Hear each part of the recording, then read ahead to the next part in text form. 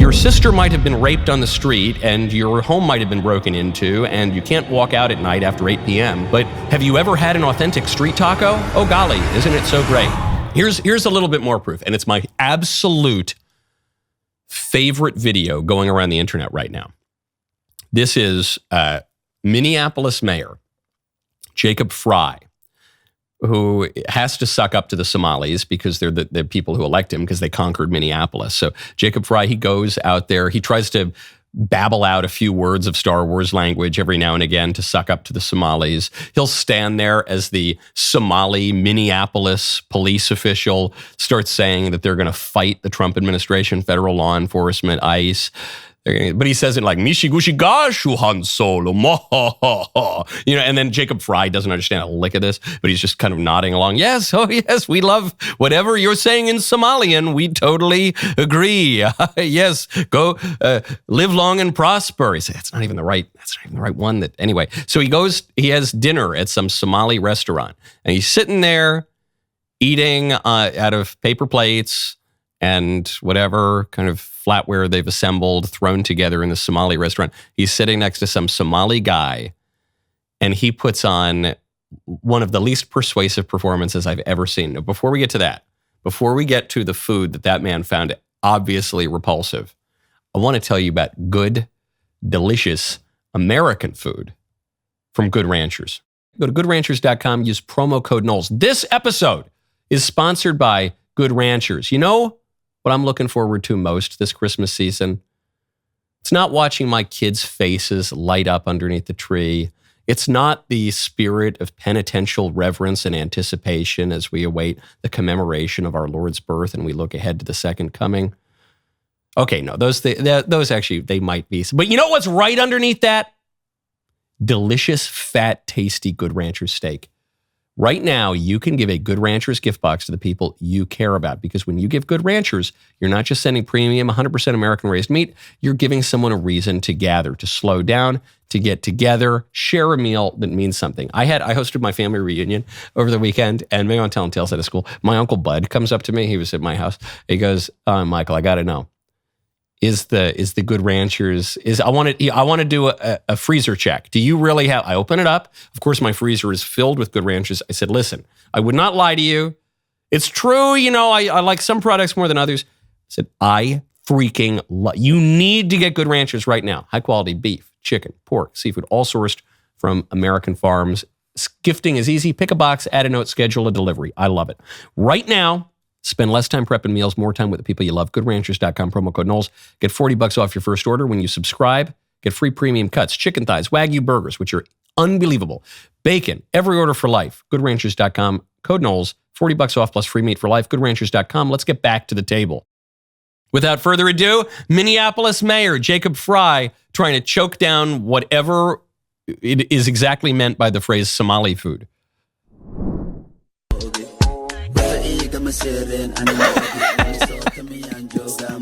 It's there. He's got one bite in his mouth. He's got the spoon, and the tell that this is gross is, well, one, he looks like he's about to retch. He's going to toss his cookies or whatever. I don't think Somalis make cookies, but whatever he's eating, he's going to toss it. And he's sitting there, and he's got this spoon. He's going, and then he just uses his spoon like he's a little toddler who doesn't want to eat his vegetables. He's using a spoon to just move the food around in the bowl. He never once takes another bite. Man, the less active his mouth is at taking another bite, the more active his spoon is. He's moving around. He does the okay sign. Oh, Ahmed, there's this guy sitting next to him just grinning ear to ear. And you can't tell if it's because he's enjoying the fact that he thinks Jacob Frey is enjoying the Somali food, or if he's enjoying the fact that Jacob Frey obviously hates it. He gets a kick out of the power dynamic here. But whatever it is. Oh, Ahmed, you've done it again. Yes. Good. Just just isn't the word. Oh, boy. Oh, yes. Hello. Wishy-gushy-gashy. Would you like another bowl, Han Solo? Oh, no, please, Ahmed. I couldn't possibly have another bite. No. Couldn't do it. Absolutely humiliating for Jacob Frey. Couldn't happen to a nicer guy. But this is a warning. Some of us conservatives are going to look at this and say, ha, take that, Minnesota. Minnesota, you guys are libs. You're the only state that voted against Reagan in 84. You've been libs for a long time, and you get what you deserve. The fact that you've been overrun by Somalis, yeah, you deserve that. And the fact that you have to undergo this humiliation ritual, Jacob Frey, where you're eating this Tatooine slop and you have to choke it down with a pained smile on your face, that's what you deserve. That's coming to a town near you. That's coming to a city near you. Because of the sheer scope of mass migration. The largest movement of people in recorded history has been the movement of people into the United States since 1965. That was true 10 years ago, by the way. All the more so true today as the migration has kept up. One of the big problems about migration is they don't just stay in the first place that they land. So it's a Minnesota problem right now. It's going to be everywhere else problem soon enough for a couple of reasons. One, people move, and this is a country, and you're able to move from one state to another state. And two, because the native population of the United States, across races, it's not even just a white person problem. Across what races, the native population of the United States doesn't have kids, and the immigrants have a ton of kids. So it's going to shift the demographics even more. And this round of immigrants doesn't assimilate that well. There are always problems of assimilation, even in the best of circumstances. Early 1920s, where there's really no welfare and where there's rampant discrimination against immigrant groups, and where those immigrants come here, especially you think of the Irish had previously come, and then the Italians, the Jews, people from Southern and Eastern Europe coming in, and they say, hey, no, we're not speaking Italian in our home. Get rid of the Yiddish. We're going to assimilate. We have to. We're going to be in trouble in this country. Obviously, we're not in that situation anymore. Now, the predominant culture says, don't assimilate. Our culture sucks. Your culture's awesome. Pass me more of that cantina gruel that Jacob Frey's choking down. The other reason, though, I think that the clip has gone viral, other than how funny it is to watch him choke it down, is because the last desperate argument for mass migration, the last one, they say, oh, these guys, they're not committing any crime. You say, first of all the illegal ones, by definition, are committing crimes. And two, they actually do commit a lot of crimes. And actually, the ones who come across the border, they all work with the cartels. And so, no, they do commit a lot of crime. Okay, well, they don't really use welfare resources. Yes, they do. They use way more welfare resources than the native population of the United States. And in a lot of cases, they just defraud the system to the tune of $1 billion to send it to a Somalian terror group called Al-Shabaab. So, no, they do. They're not a net positive for the American economy. It's difficult to make the argument they're a net positive. Okay, well, what's the final desperate argument? They say, but the food. Yes, your sister might have been raped on the street and your home might have been broken into and you can't walk out at night after 8 p.m.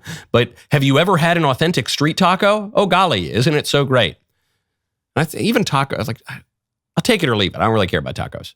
But it takes like 2 immigrants into a country to get the food. You don't need 50 million people to get a taco. It takes one guy to make a taco, and then that guy can teach other people here. And you don't need.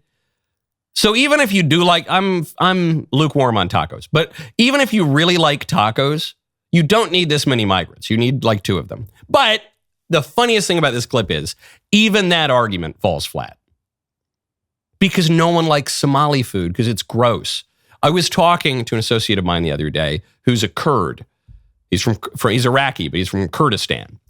And we actually in Nashville, there are a lot of Kurds. And Kurds make great food. A lot of people from the Middle East, the Levant, make really good food. I don't want it all the time, but I'll eat it. I'll get into a nice kebab, a nice little shawarma. Okay. I love Indian food.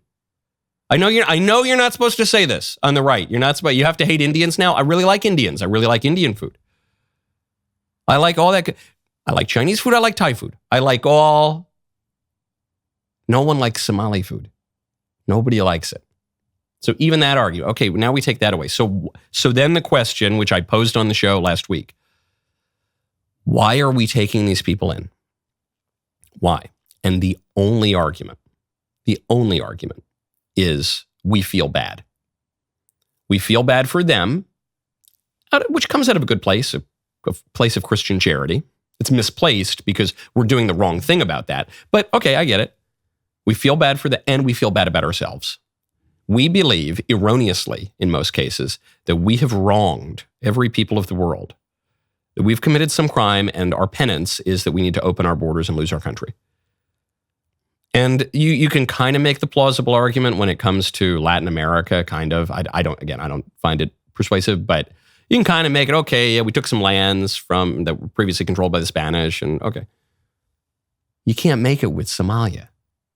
You could kind of make the argument with Afghanistan. Well, we went into Afghanistan, again, I think it was totally justified, or Iraq, but you can't make it with Somalia. We've only ever tried to help Somalia, and they've never contributed anything to our country.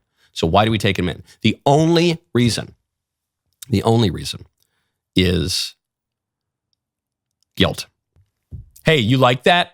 Did you like that? Thank you. I liked it. I liked bringing that to you. I'm glad that you were here for that. And if we want to do this more often, you have to subscribe. And then I'll be there for you. And I'll be in your heart, no matter what they say. See you next time.